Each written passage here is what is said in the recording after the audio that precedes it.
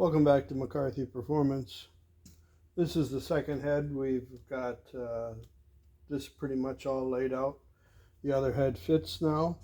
So this one's pretty close to that one, but of course we'll have to check it. Now on the boosted applications or high horsepower applications of big block Chevrolet, it's a good idea to have the extra lugs in the valley. Of course, when you buy an aftermarket block, they'll come with that. If you use the Dart kit, it's a necked down fastener. But the problem is if you use a cometic gasket or any gasket, it'll have a complete hole on the gasket. Like this. We modify them, and the reason being is because these come out at an angle, and if you're using studs, which you probably should be if you're going to be boosting it, I put the studs in the head first, and the stud will hit here, and this does not need to be here, so we're going to remove that.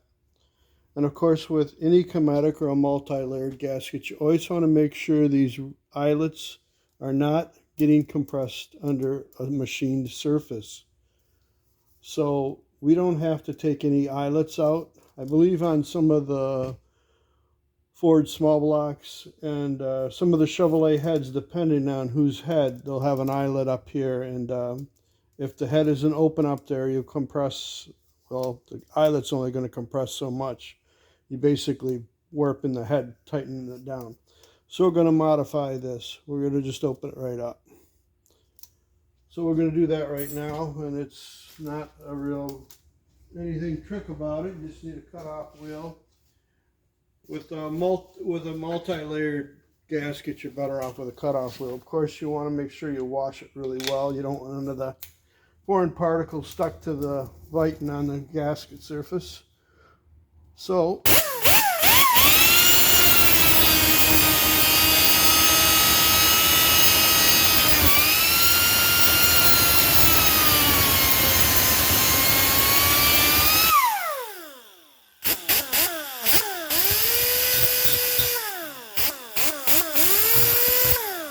of course, these are layered stacks, so we got to go in there and make sure that we don't have any burrs in there. So we'll have to scrape them out with a knife or a little jeweler's file. You can see that there's plates in there that we got to clean that up. So we're going to take care of this one now.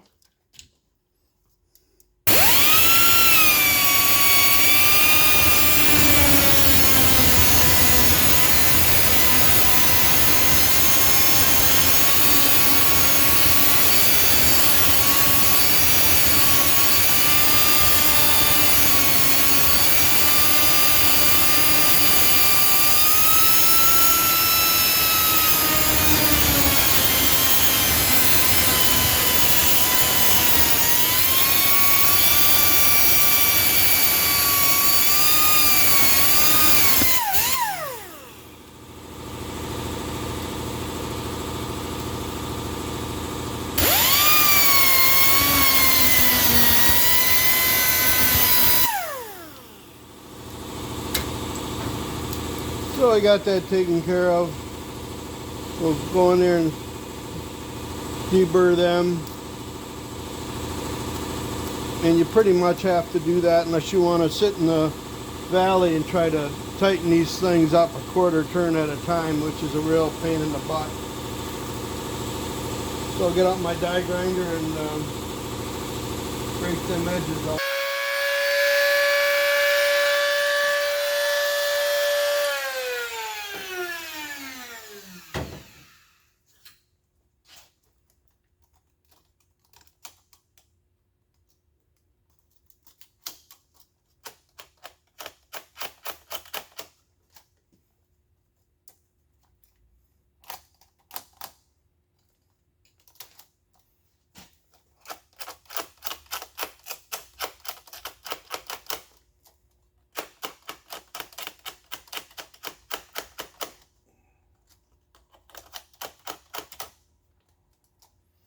You know, make sure that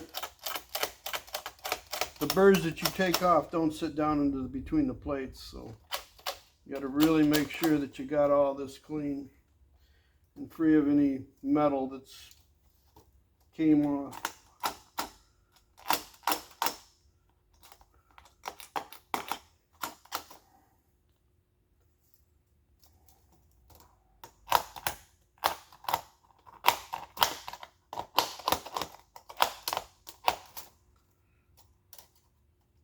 Okay, we'll continue this and I'll show you what this does when you remove the eyelets.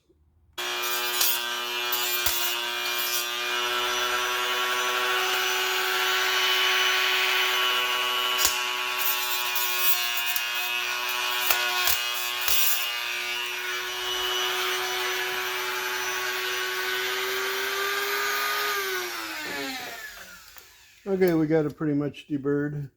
I went over it with a stone and then I went over it with a little MX wheel. So just running my hand across them, make sure there's nothing sticking up, and it feels pretty good so far. I'm going to wash it and blow it off a couple times, make sure there's no foreign material between the plates. Can't stress that enough. And then we'll set the head on. Yep, feels good.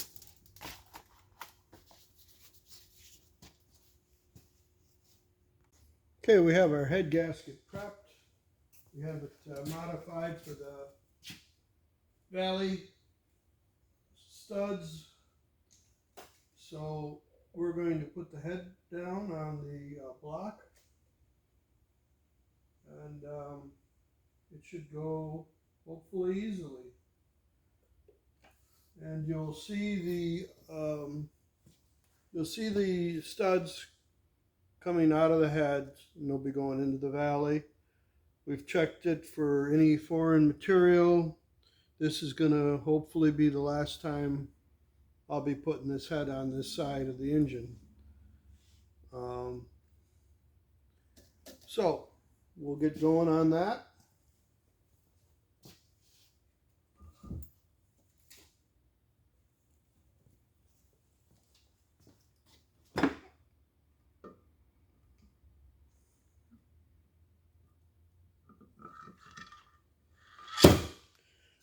Just like that. If you look down, I'll roll the engine. I'll put a fastener on this stud and we'll roll the engine. We don't want her to hit the floor, so we just stick one on right there. Now, this is a dart block, and dart uses kind of, it looks like a thick horseshoe type washer. Sometimes you have to modify these a little bit, and I'll show you one right now. Sometimes you have to modify that a little bit. You might have to sand a little bit on it with a belt sander here. It gets kind of close on some blocks. Okay, so I'm going to crank the engine over a little bit, get it level so you can see.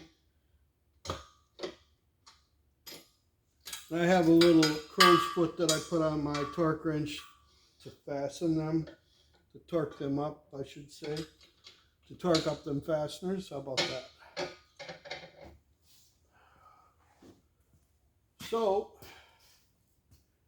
you can see they come down into the valley here, and them metal horseshoes, if you want to call them that, then we're going to go up into the valley like that. Then you'll have your hardware to put on them, and that all comes in the dart kit.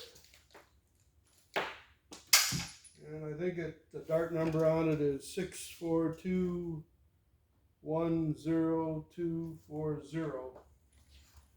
Okay, these are put in, I put them in with a little bit of Permatex Aviation. They do have an Allen burnt into them that you can turn them with a wrench, but this is a better situation unless you really have a lot of patience. But anyways, I thought I'd show you that. So I thought I'd cover a few things on the studs while I'm putting this head down. May save somebody some aggravation. This on a big block Chevrolet, when you go to a large size diameter tube, you may have to modify these. And as an engine builder, I would rather modify them than have my customer take them out and modify them. So a lot of times this is 3/4 of an inch higher, but when you get into a 2 1/4, 2 3/8 and up tube, sometimes you have to cut quite a bit of the flange out to get it to clear. That promotes leaky header gaskets, and header gaskets are a pain in the ass anyways, so there's no need to take any more sealing surface off them than you have to. So you want to keep an eye on them, and I'm probably going to put them in a collet and probably whack pretty much them down all the way to where the Allen is to drive them, although that's very convenient to put them in and to take them out. I got a feeling that we're going to be really close. I might ask him if he thinks so clear, because he's got pretty much the headers he's running are on another studded engine. You see, now we're talking about studs. Now, ARP offers washers for these studs, and if you get into a used set of studs and you don't know what washers to get, well, any washer will work, but the studded ones are non-chamfered. What that is for a shoulder on a bolt. If you look at this bolt, underneath this shoulder is a radius. So that's meant to go on a bolt, so it turns nice and free. If you use a ARP straight washer, it will cut into the shoulder of the bolt and give you a false torque reading, and it'll not be the correct way to fasten that bolt up. Now, you can use them on studs, it don't matter. You can use any washer on the stud, the ARP. But if you're going to use it, you're going to want to put it this way. That's the way that I normally put them down. You don't want the nut running into the chamfer, and it will. And that'll also give you a false torque reading, and it'll screw up the bolts. It's not the right way to do it.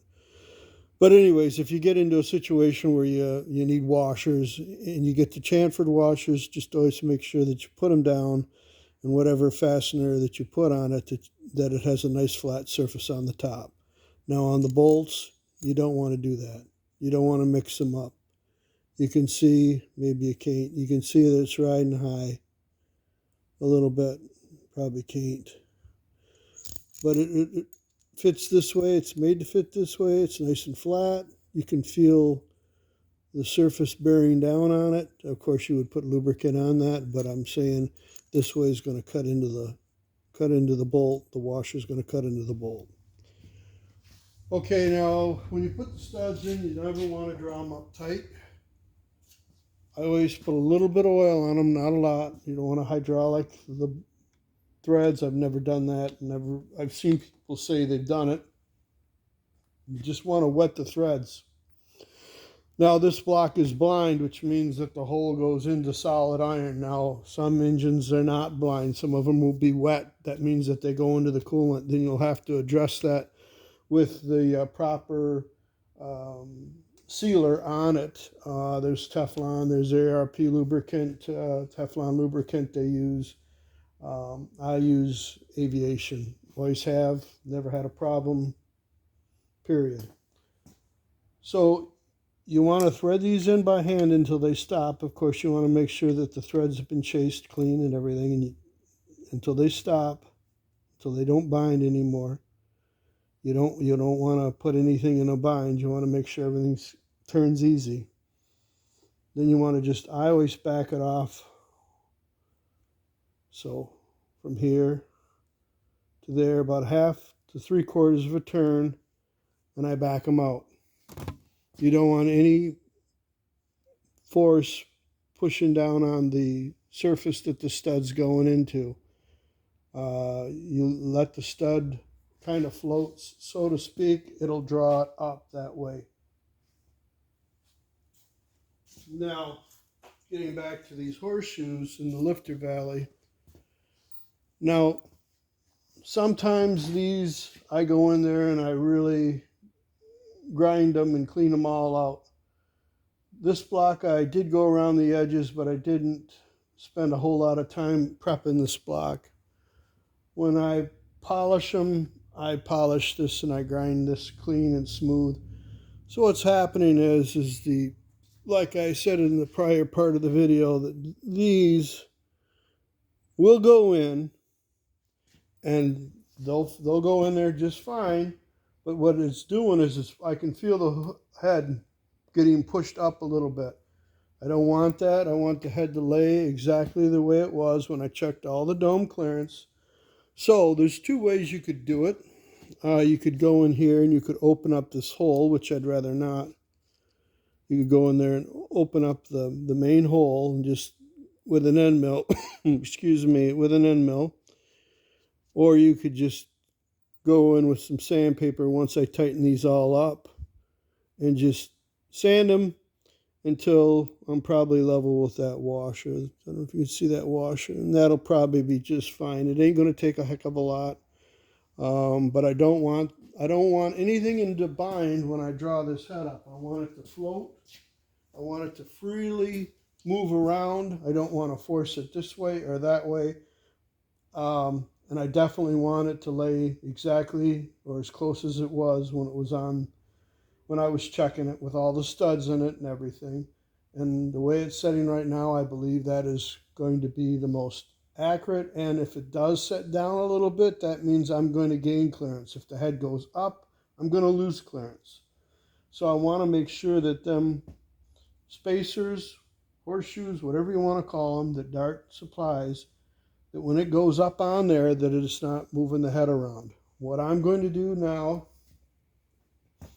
is I'm going to go through all the studs, draw them up till I can't turn them with a T-handle. I'm going to back them off from 1/2 inch to 3/4. All my washers are lubricated on both sides and the nuts, and then I'm going to draw everything up. Then we'll start torquing the head up. Another thing I wanted to mention is what I use is this side of the caliper, and I check it for engagement. Okay, I just go down the side once the stud is threaded in as far as it goes. I run it down till it hits the surface, and then I check it for engagement. Well, that's full engagement, and I know that I'm going to have at least a 90 thousandths thick washer on it. So here's my ARP washer, and I know the head's going to compress a little bit. So I know that, let's see if we can do this. So I know when it's all said and done, that I won't be bottoming out the studs. That's what, so we still have a few turns before we're going to bottom out the stud. And that'll be fine. It'll be okay. That's what we need to know. Right there's a better example. We've got a 1/4 inch still a thread engagement before we bottom out. If you get into a situation where you think you're going to bottom out, it's usually on these end ones, and it's usually on the GM heads, like an old 862 bow tie. Just throw another washer under it. If you ever get into a situation where you think you're going to run out of thread, just throw another washer under it. These aren't very expensive, and you can usually buy them through ARP and singles. Motor State carries them. A bunch of companies do. Don't modify the stud if you don't have to. If you have to, you can sometimes buy these studs in free links, separate. You can buy them individual. So I guess that's what we're going to do on this video here. I'm going to cover it. I'm a little bit under the weather. Probably not the best day for me to make a video, but I thought I'd make one anyways on this, and hope you get something out of it. And please hit the like button if you like, and please subscribe, and thanks very much.